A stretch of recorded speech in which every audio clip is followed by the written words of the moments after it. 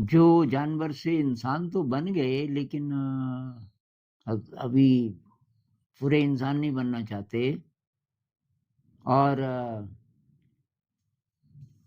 उनकी सोच बहुत हद तक अभी जानवर वाली ही रह गई। तो वहाँ से ये निहिलिज़्म जन्म ले सकता है कि कुछ नहीं है, या एपिक्यूरियनिज़्म, खाओ पियो ऐश करो वगैरह-वगैरह, कुछ नहीं है। कोई नैतिकता नहीं है, और कोई ये सब बेकार की बातें हैं, कृतज्ञता और कंपैशन और दूसरे की भलाई करो इत्यादि।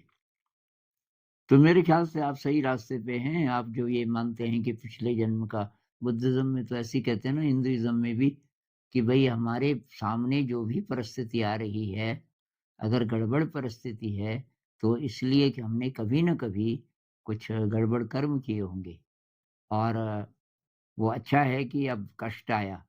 अब हम उस कष्ट को समतापूर्वक झेल लें, मतलब रेज़िस्ट ना करें, ये ना बोलें कि कष्ट क्यों आया।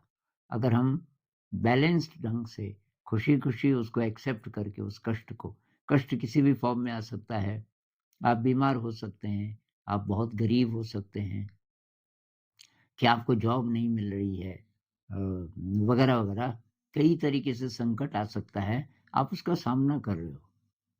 और आप लेज़ी नहीं हो, आप पूरा पराक्रम कर रहे हो, लेकिन आपको विश्वास है कि कोई शक्ति मेरी मदद करेगी। मैं एग्ज़ाम में पास नहीं हो रहा, कोई बात नहीं, शायद कोई और रास्ता होगा मेरा। तो जो इस बात पे विश्वास करता है कि जो भी परिस्थिति सामने आई है, मैंने ही उसको इनवाइट किया है अपने पिछले कर्मों से, इस जन्म के चाहे इससे पहले वाले जन्मों के, तो वो एक्सेप्ट करेगा कष्ट को। और कितनी बार फेल हो जाए, तो दिशा बदल देगा, कुछ और करेगा, लेकिन वो ये नहीं बोलेगा कि ये गलत हुआ, ऐसा हुआ। मैंने अपना बेस्ट किया, तब जो हुआ वो हुआ, और वो दूसरों की मदद ज़रूर करेगा। तो भई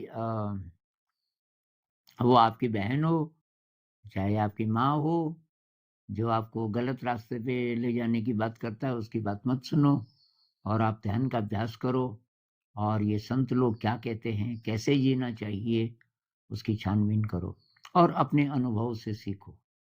आपको सचमुच खुशी कब मिलती है?